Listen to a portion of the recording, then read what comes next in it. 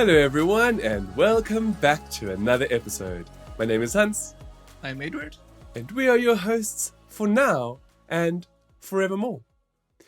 In today's episode, Edward and I are going to be talking about a topic that is somewhat close to our hearts. And the only reason why is because we are what we would like to think are seasoned journalists within the tech and gaming field.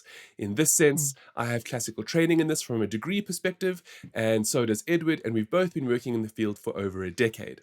Now, with this in mind, this episode is going to be looking specifically at ethics when it comes to journalism, particularly within the video game and tech spaces. I mean, of course, this could apply to journalism in general, but given the fields that we are most proficient in or we have the most experience in, these are the fields in which we will be talking with reference to the ethical dilemma that often surrounds publications and media and journalists within these particular fields. Now, Edward and I have on several occasions alluded to ethics within the field of video games and tech journalism within previous episodes. However, we haven't really taken the time to really unpack the topic and talk about actual experience and, the things that we've been privy to, which on many occasions have been quite dastardly. Well, today is the day where we speak about most of these, if not all.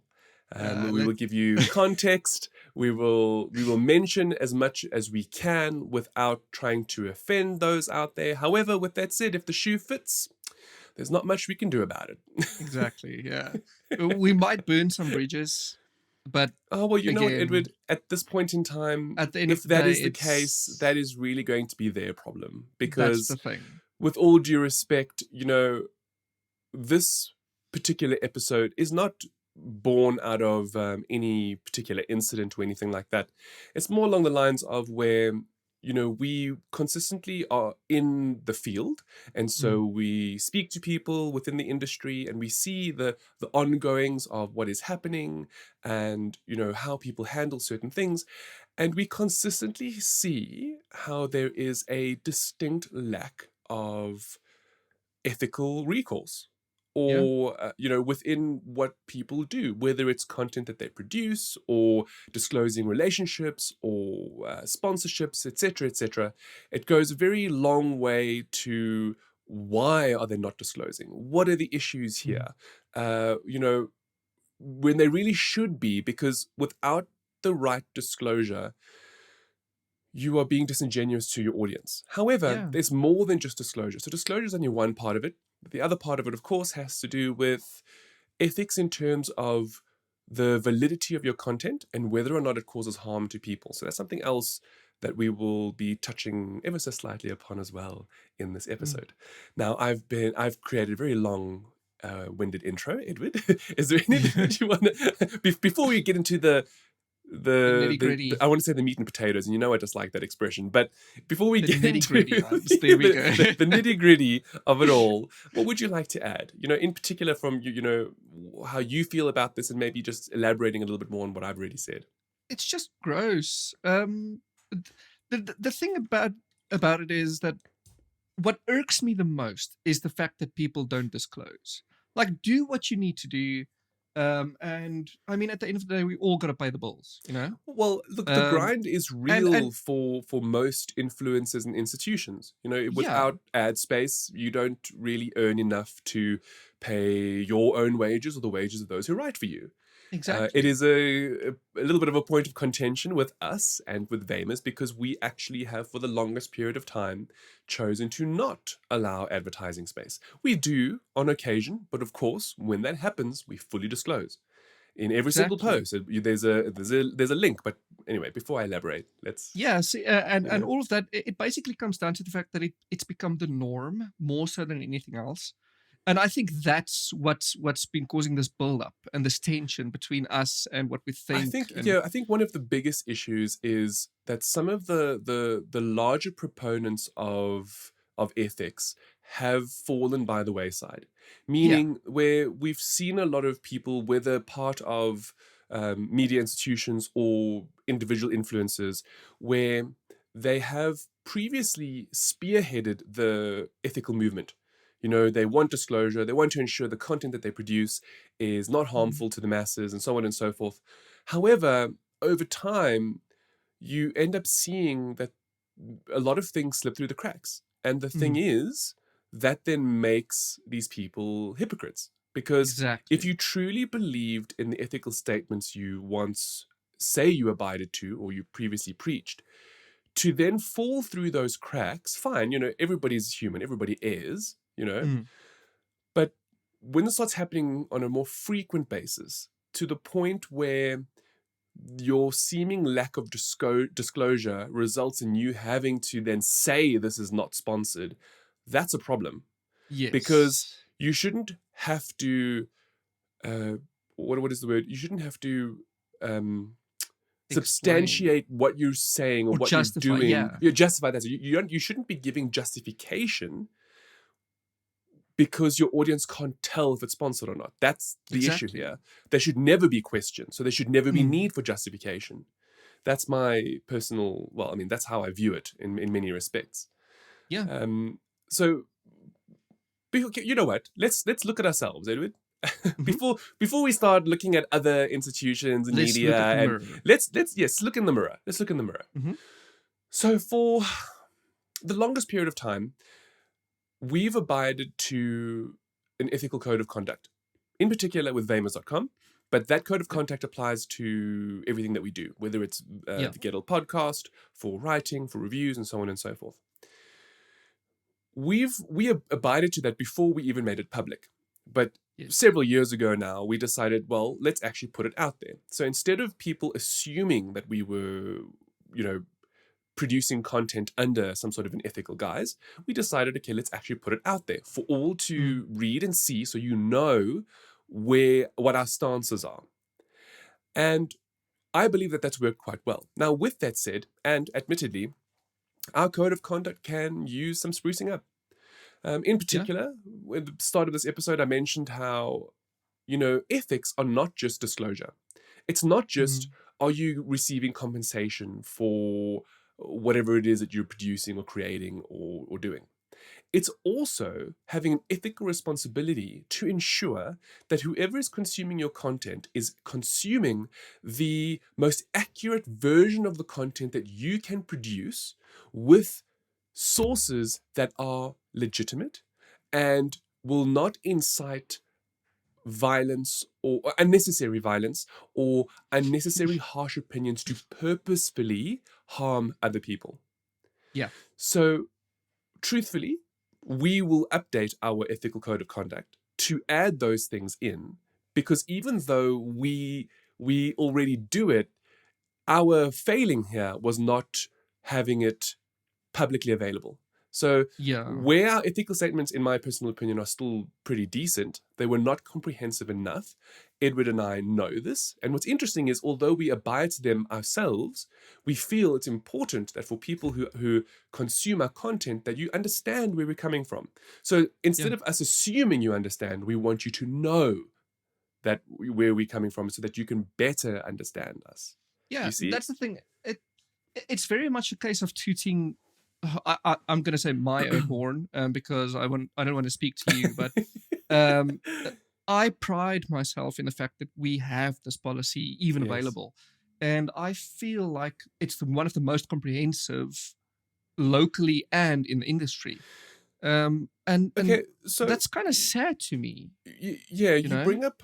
Okay, so this is where we can start looking at other institutions, right? Mm, mm, Or I'm just saying institutions, and when I say that, I mean everybody from influencers to media yeah, publications to, you know, any uh, business brand. it doesn't even have to be a brand. It can also be freelancers, all right? Because you must understand, Mm, everyone who produces content and is paid for it in some level needs to have an ethical responsibility for whatever it mm, is that they're creating, all right? Doesn't matter yeah, what it is yeah, exactly, right? So Edward brings up a point here. Now, again, it's not to toot our own horns here, right? But mm, we are one of the only sites within the country in which we live that actually has a publicly available ethical statement with how content is produced, what happens if content is paid for, and what is the purpose of the content, and whether or not, how we choose to make sure the content is of a high quality, that is well researched, and that Mm. doesn't incite, violence, etc., and so on and so forth. All right. Yeah. Even if we didn't have one that was all encompassing like that, even if it was just a basic one of how we do disclosure, we are still one of the only institutions, not just locally, but internationally, that has a publicly available ethical code of conduct. Not just a statement, but a code of conduct. Yeah. Now, what's fascinating to us about that is how we often will see publications producing content without disclosure. Now, part of me wants to say that's their prerogative. But in the grand scheme of things, as a journalist, it is our responsibility to ensure that whatever content you are consuming, okay, has adequate disclosure and Yeah. has been well researched and so on and so forth. That is journalistic integrity and responsibility. It's not just I'm going to produce this thing, so what, right? Now, there can be a case for how most people are not journalists, right? Or at least not classically trained journalists. And for all intents and purposes of the term journalist, it's generally referred to somebody who works in a news organization, right? Mm. To expand the point a bit more, it's not necessarily somebody who just sits behind a desk, but it's somebody who does investigative reporting. That is the common perception of what a journalist is. Okay, somebody who goes out there, gets the facts, writes a story that is, factually based, and so on and so forth, and then reports it to the public. Yeah. Now, what's interesting about that is when you look at the different industries as a whole, and in particular here, the gaming and tech industries, there is a large proponent of websites and institutions which border on enthusiast writing. Mm. Okay?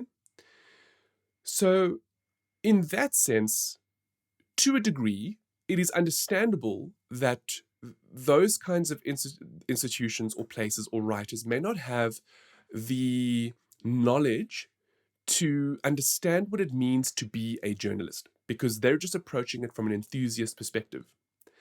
Now, that's all fine and well for somebody who's starting off, all right? Yeah. Somebody who's still learning the ropes. You don't know any better, so you figure, okay, let me see how this goes. Now, I was like that once upon a time.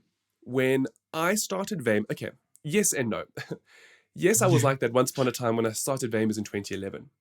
Perhaps the difference is that I had classical training in what it means to be a communication specialist and journalist because of the degrees which I held at the time. Mm. So when I started VAMers, I started it off with a particular style guide and ethical code of conduct, which Edward's one of my longest companions in this endeavor, and he knows that right from the very beginning, I was very upfront and clear about how we disclose things, how things have to work, etc., etc. Even if back in that time it wasn't publicly available. Yeah. So perhaps there are many other people like me as well who have a bit of an edge and then go into an industry and do things formally and for the better and then come out with something that works or successful. But then again, at the same time, there are many that don't. Now, I'm not trying to say all of this as a means of forgiving these people. It's more along the lines of everybody has to start somewhere, and to an extent, you can offer a little bit of compassion to those who don't know any better, right? Mm-hmm. However, I feel if you've been in this industry for a year, 2 years or longer, that no longer becomes an allowable offense. If Yeah. you have been doing this, whether it is, um, as part of an institution or as an influencer or as a freelance writer, whatever the case may be, if you've been doing it for a certain period of time, and I would say at least 2 years, you should, by that point in time, know better than to, for example, accept product or monetary gain for something and not disclose it. Exactly. That's my personal opinion. Edward, would you like? No, How no, do you feel the same? I fully feel the same. I also feel that uh, while we can excuse someone for being an amateur writer for like a year or so, um, it should also be mentioned that if you work for a publication, a particularly larger publication, you Mm. should right from the get-go be taught this, if not even enforced on it. That is Um, an excellent point. So, Edward is talking about the much larger publications like The Verge and Engadget mm, and IGN, mostly American publications, or even some UK and Australian ones, or whatever else there are around the world.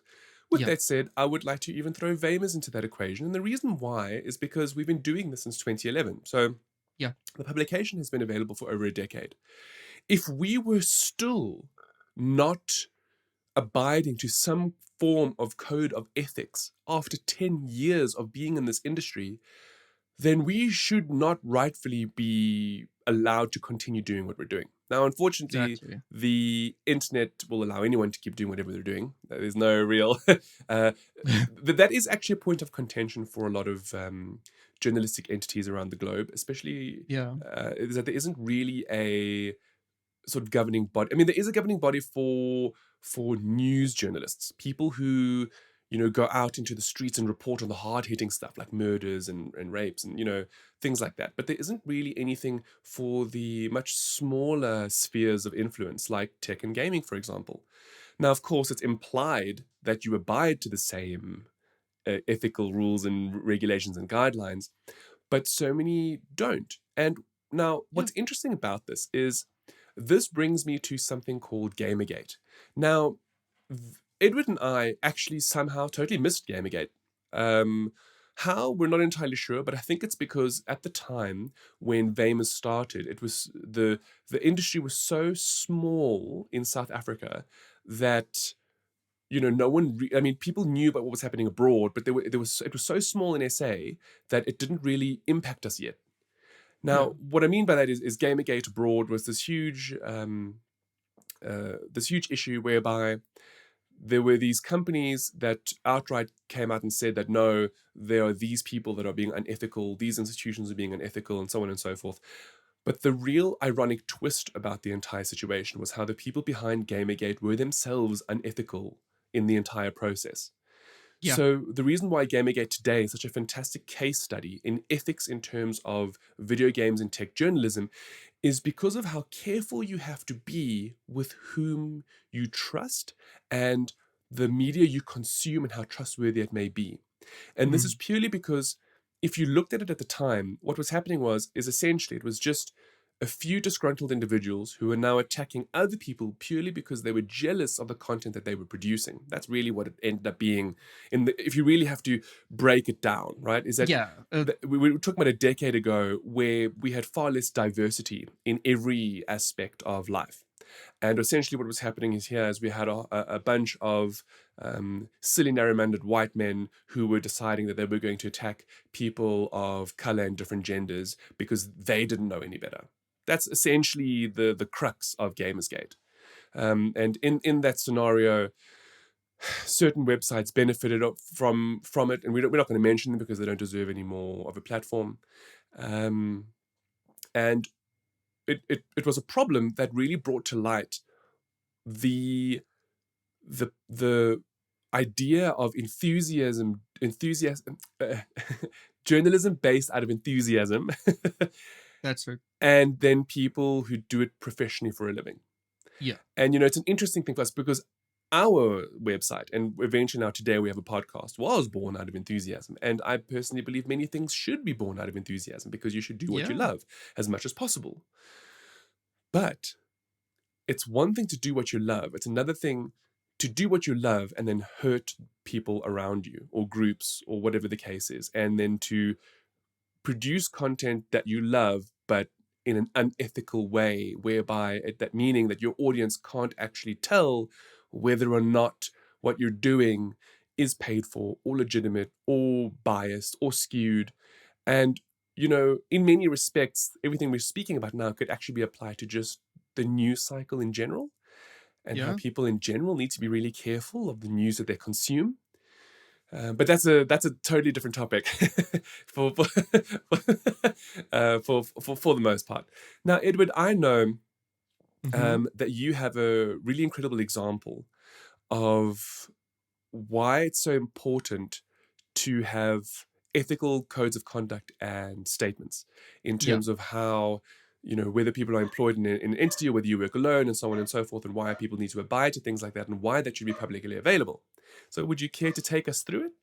Yeah. So basically, this whole debate essentially goes back all the way to right on top of GamerGate, actually. To now that I think about it, one of the biggest and most gross, I guess, is the term, examples of ethics, journalistic ethics going out the window is You mean like violation, machinima right? Yeah. violation. Yeah, it is essentially when machinima um, was found to be not disclosing any of their ad campaigns.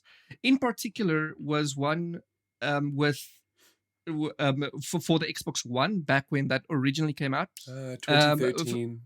yeah, and a But that's company it. That's called literally Gamersgate, as you mentioned. That was that's literally, just the start. Yeah, yes, yes, yes. and a company called Starcom Media Vest Group, which is basically the PR firm Xbox Global used to get the word out.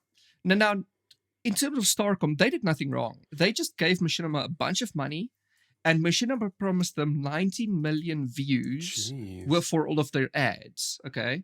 So what Machinima ended up doing is they went to all of their different tiers of influencers and creators and publications, and they say, oh, for those who don't know, Machinima is what is called media, an MSN, media network.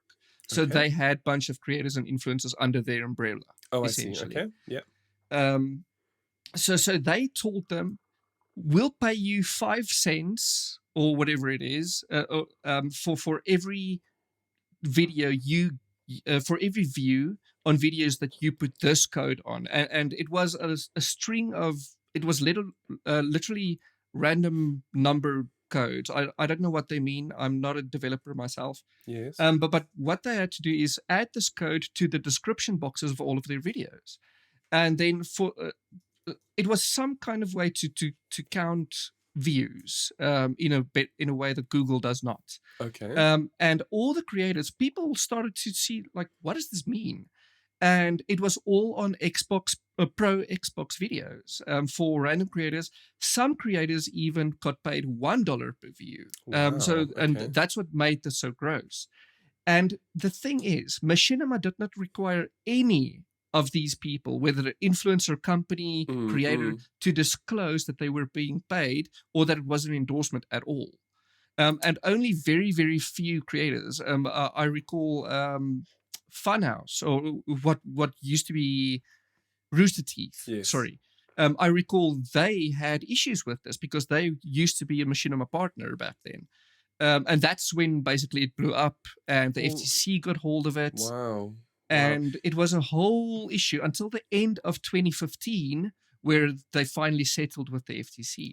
See, what's sad about that is, first of all, how long it took to be uncovered. Yeah. And It was secondly, huge. the fact that that they needed such a large organization to step in to expose it is mind-boggling, actually, if you think about it, because this is such a simple, it's such a simple thing to disclose. Just this video Just is paid for. This is That's an it. ad. This is an ad. It's that simple, you know? It's actually, I actually saw something interesting the other day. I noticed how certain creators, YouTube creators, and big ones out there, don't utilize there is promotional content in this video option when creating a video. Now, as a creator, I understand this a little bit. I get it. Because the wording is a little bit obtuse. Because it implies that you're being paid for what you're producing. But what then does that payment mean? Is that a physical payment? Is it payment in lieu of something?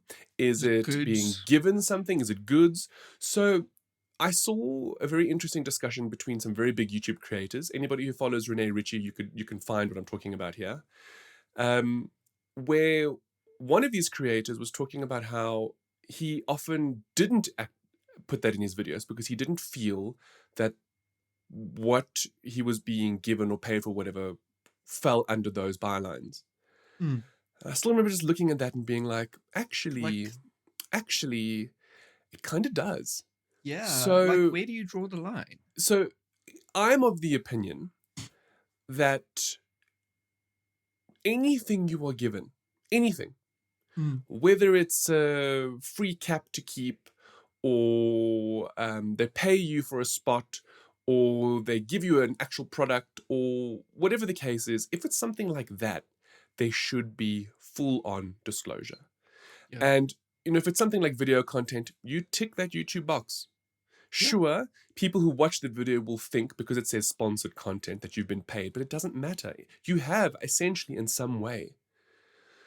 Now, See, the only time I would say that it's okay to not tick that box is if there is uncertainty in whether or not something you've been given will inevitably be yours. Now, I will speak from personal experience. Sorry, Edward, didn't mean to cut you off. We'll get back no, to you in no, a it's all second. good. All good. When I received a product from, I think it was Logitech about 3 years ago, and I reviewed it under the pretense of they take the product back. Yeah. That's because that's generally how this works. Yeah. You receive a product for a certain period of time, you send the product back. So, in that sense, the only disclosure that is needed is that this was a review unit and you've sent it back, which we do in all of our content, regardless of whether Yes. it's a video game review or a physical review, or I produce a video. I always stipulate in the description or something somewhere that, oh, I got this for review, and that was it, right? Now, in that particular instance, what happened was I was fully under the impression it was going to go back. So I produced content, created content, and I just mentioned that it would go back. It never did go back.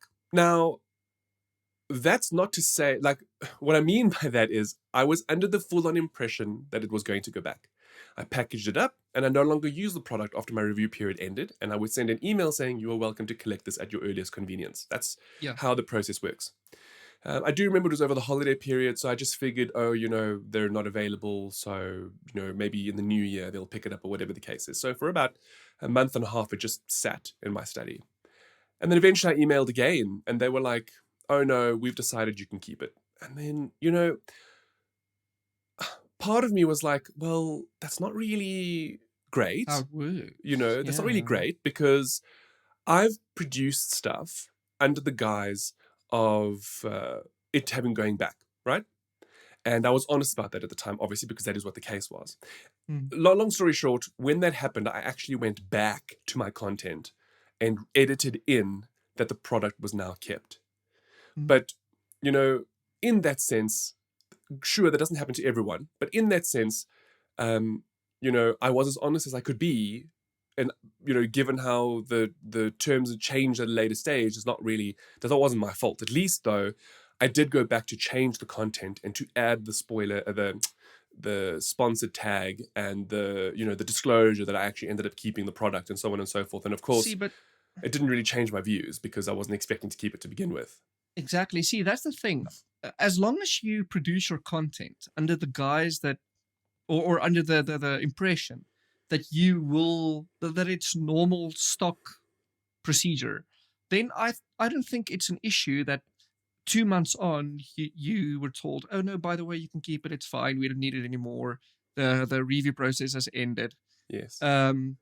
If you're told that 2 months on, at least you know that the content that you did create on the at the Originally time was under the right terms and what conditions. Yes, I exactly. understand that. So I don't feel that's However, wrong at all. I can tell you where there is a problem. Okay.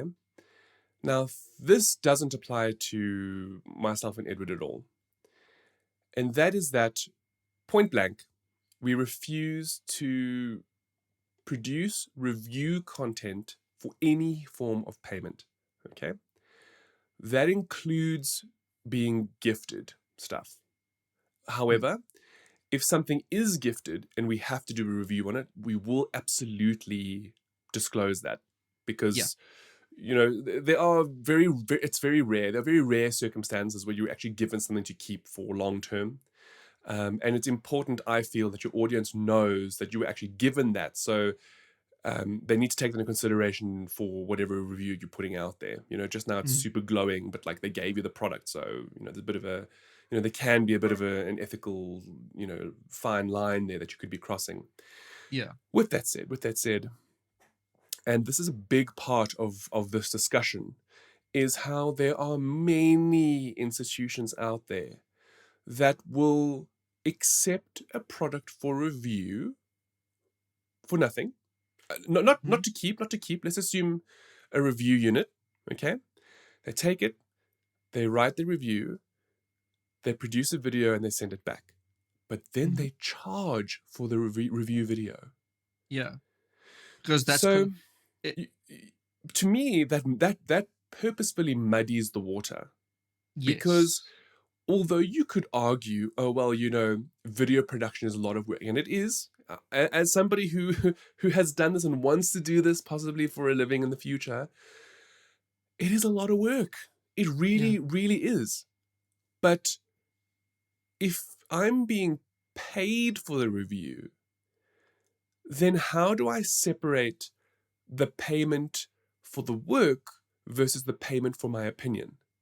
Exactly. You see, that's where it really muddies things up. Because at the end of the day, especially if, let's say you've as we do this, we build relationships with the PR companies and all the companies that send us stuff for review.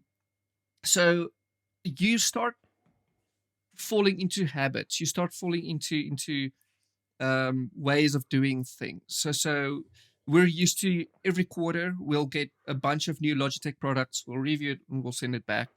And we know what to expect, plus minus every single time. And it's the same with all companies. So let's say you're used to a company who send you stuff and they just never ask for it back. But we then, let's say it's us now. I'll create the written review and Hans will create the video review. Yeah. Okay. The moment we expect payment with the foreknowledge of knowing that we'll ask payment for the video content, how do we then split that up and rightfully, ethically tell our viewers, oh no, we never expected payment for the written stuff in the first place? You just can't. So what I would like to say about this is I've actually seen how the bigger publications do it. And in this sense, I've seen, now I don't have knowledge of whether IGN gets paid for video content or not, all right? But what I've seen them do is they will get person A to do the written review of the game. Then they will get person B and C to film and record a video. So person B and C have nothing to do with person A, who actually did the review. B and C purely put the video together. Yeah. Now, that can't happen in smaller publications like us, okay? Yeah. If money comes into this publication, it's Edward and I, and then there's like one or two other writers who are not on the main payroll, but it's just Edward and myself, right? Now, if Edward is reviewing something and somebody's paying us for a video, which, as I've mentioned before, we don't do that, but let's assume in this scenario, this is what was happening, it would be very difficult for Edward and I to produce something without knowing the money is influencing us, because the money is going directly into the business, which is us, right? Exactly. Now, for a large publication, I can almost understand why that's okay to do, in the sense of person A reviews the content, person A gets paid a salary, person A gets nothing extra from any other money coming in for, let's say, a video review. because that's now Mm. being handled by persons B and C who have nothing to do with person A, and they're in a different department, and they're just using person A's content to create the video. In that scenario, I could possibly understand why allowing a hardware manufacturer or developer, whatever the case is, to pay for a video review. Because Mm. all that's happening here is you're getting a published review, right? But then a completely separate department is putting the video together. And of course, because it's a different department, there are different costs involved, they deserve to be paid, I suppose, right? Yeah. So in that Makes respect, sense. I can kind of understand the logic behind paying for something extra. Mm. On the other end of the coin, I still vehemently feel that anything that is review related should not be compensated for, specifically from a monetary perspective. It's, Yeah. sure, if a product comes in, it needs to be disclosed. If the company doesn't take back the product, there's not really much you can do about that, right? But Mm. at least disclose it, all right? An interesting thing about that, for example, is video game reviews. 99% of the time, the publisher lets you keep the code because that's just the nature of the industry. Now, in that respect, you have to think to yourself, well, then how do you try and keep it as unbiased as possible? Now, for us at Vamers, we have mentioned this before. We have a singular account that we redeem 90% of our games to, with the small exception of if there's a particular code that's only available for a certain service. And anyway, I don't want to get into too much the minutiae of it all, but we have a single account that is essentially separate from those who review the titles. So that way, the person who's reviewing the title doesn't actually own the game. And we Yes. feel that in that respect, you're sort of taking away the bias from the review process. Mm. And Yeah? and even then, at the end of the day, all you can do for code, because that's just how, it's not even how the industry works, it's just how code works. You Yeah. have to redeem it to a account. Well, So you can't there get was a backsies on it. yeah, Um, back in the day when they did do physical code, there were times where we had to give stuff back. yeah. You'd And get sent a disk and you'd send the disk back. Like, I mean, that's fine. That's how it worked. uh, But I we mean, live in a even, day and age now where digital is first, so it's just much yeah. easier to send you a code. That's it. And when that happens, all you can really do is just make sure people know you've disclosed. Yes. I still Now, feel that's the yeah. one thing. Look, but look, this is a very small thing. Getting a code for a game, as long as you're mentioning that you received the code, that's about it. It's not Yeah, you necessarily can't payment. do It's not in anything. lieu of, because this is not. How else do you play the product? It's the only way to do it. Exactly. Okay. It's Exactly. different when somebody, for example, sends you a laptop, okay, and they're like, "Please review this," and then they're like, "Okay, please do a video of it, and we'll pay you a certain sum of money for the video review as well." Hmm. If that's the case and you're part of a smaller organization where you don't have the resources like IGN or The Verge, where you can split things up wholly and then you can actually abide fully to your ethical code of conduct or statement of intent or whatever the case may be, then is that really a source you can trust? That's the big That's question. my big question. That's our big Hmm. question, is if people are not disclosing that they're being paid for content that they're producing, okay, even if they have the best of intentions, the fact that there's lack of disclosure, what does that mean to you as the end user? You know, is it really? It's not a good thing. I'm sorry, it's just not. Yeah. You should be told. You need to be informed. Essentially, my biggest thing here is if you like reading or consuming content, whether it's a YouTube creator or some sort of media institution, Google the name of that person or company and ethics and see what pops up. If they don't have a publicly available ethical statement, all right, then there should be some cause for concern. Now, with that Yeah. said, that's also not to mean that, somebody can easily also have an ethical statement and just not do it, right? Just Hmm. because they've got one doesn't mean they're actually abiding to it. And I suppose that's where it just comes down to hoping that the Trust. person that you're following is going to be honest about it, or trying to see if the content is inevitably skewed. Because, Yeah. truth be told, people who accept payment for things will often skew content towards a more positive light. That's just the way that it is. You know, um, a really good discussion around this actually happened a couple of months back between MKBHD and Mr. Who's the Boss, Mm. where although it wasn't about ethics per se, it had to do with embargoes. Now, embargoes in the tech and gaming industry can be very intense. I mean, we're talking about like you get a game and the embargo is like 48 hours later. Yeah. And, you are expected to meet the embargo. And if you don't meet the embargo, then what happens is you miss out on the news cycle. And if you miss out on the news cycle, it means that you miss out on gaining hits to your site. And the less hits you have, the less impressive your website looks because everybody asks for stats. Yep. Google Analytics stats. And without those stats, you can't continue to work in this industry. Mm. So it's a bit of a ethical conundrum then, because now you have a 200-hour game that they want you to squeeze into 48 hours, for example. Okay. Now, we personally don't do that.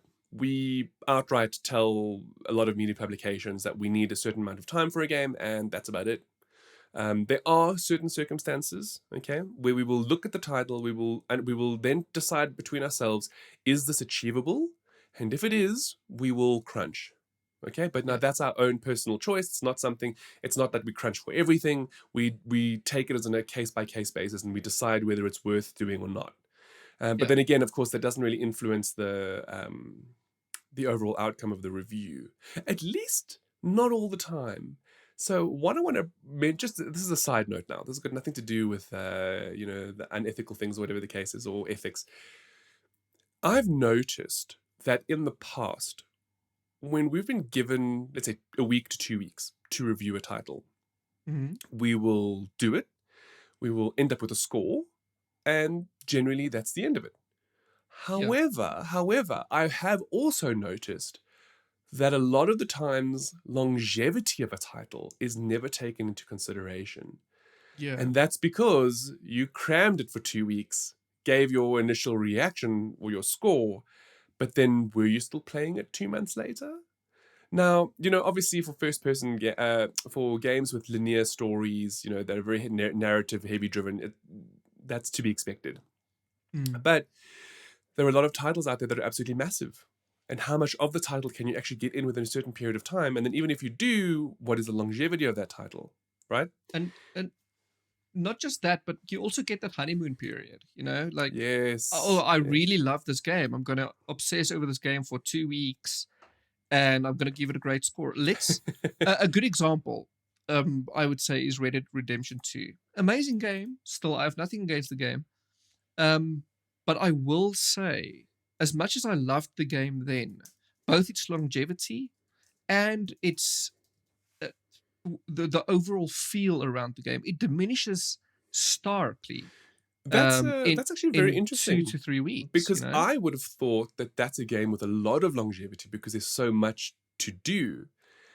Mm, What's interesting is I have another example for a title, and yeah. mine is Phoenix Rising from Ubisoft. Oh, yes, that's a So good one. that game, we I played that, loved it. I'd say a good month, three to four Yeah. weeks, right? Edward wrote the review. Uh, we both thoroughly enjoyed it, and we stand by the score we gave it. But Hmm. after that 4 week period, It's kind of I forgotten. didn't go back. Yeah. So now, but now, okay, this is a discussion, I guess, a wholly different discussion. What should criteria really be for reviewing a video game, which is not the purpose of Mm, today's discussion. Today is just yeah. about whomever you are consuming content from. Please look into their disclosure practices. Yeah. It is important for you as a listener or watcher of content to know whether what you're consuming is truly to your benefit or if it's being biased and one-sided because of some form of gain in the background that you're not aware of. Mm, And I don't want to excuse, sorry, smaller creators, because I firmly believe everybody needs to abide to this. Everybody needs to have some inkling of, I'm going to do this. I'm going to, say no to this company, which we have done numerous times. As a matter of fact, we've actually been put on some blacklists because we refuse is two things. To not put in a do follow link. So it's where the company was like, okay, well, if you review this product, we want you to link to our website, and then we'll pay you for it.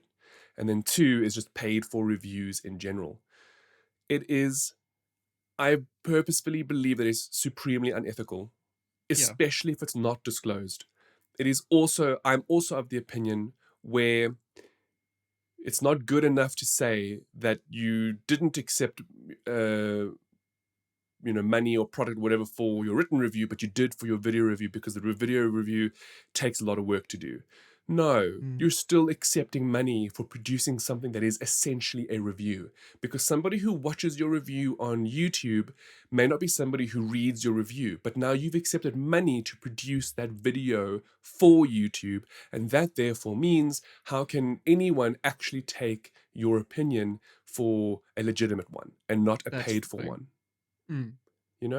And if that is the case, if it is the case that you are taking money for it, just disclose. It's very simple. It can just be a simple thing of, this written review, there was no gain for it, but we did accept money to produce the video version of it.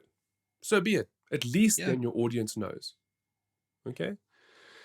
And this, and that's one of many things. It's disclosure, and creating content that is not harmful and is as accurate as possible, with sources that are legitimate and don't purposefully harm anyone. Yeah. Just be mindful of the content you consume. That's actually a lovely way of putting it, Edward. Be mindful. Be mindful of how your content is going to be consumed and the way that people interpret it. Because at the end of the day, if you don't have your ethical integrity, what do you really have? Money, I suppose. Money in the bank. That's exactly what I was thinking. Riches. Makes the world go round. That's well, as always, we would love your opinion on the matter. How do you feel about this? Are we just talking absolute nonsense, which I believe we are not? How do you feel about it? Do you care about disclosure at all? Do you feel that it's necessary, unnecessary? Are we overreacting here? Which I don't personally believe we are, because I think we've had a fairly decent just talk about the importance of why there should be ethical statements, ethical procedures in place. You should know how the content you're consuming is being produced and whether or not it's been paid for, because if you can't trust the opinion of whatever it is you're consuming, then how do you not know you're being played? That's really it at the end of the day. That's the thing. That's a good question. That's a nice way of putting it. Yeah. Okay, well, there we go. That is the end of this episode. Thank you so much for tuning in, whether it was listening or watching. If you enjoyed, we would love for you to like, subscribe, and share. And until our next episode, ciao for now. Bye.